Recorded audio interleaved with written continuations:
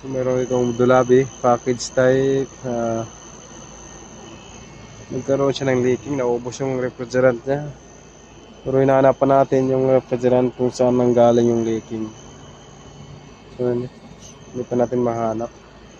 So magkarga mo tayo ng malakas na pressure para malaman natin kung saan yung leaking nanggaling.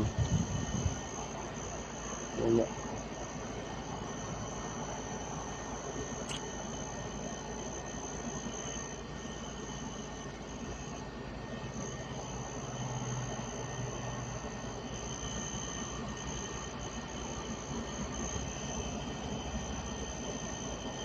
تصريف وين يدي هذا؟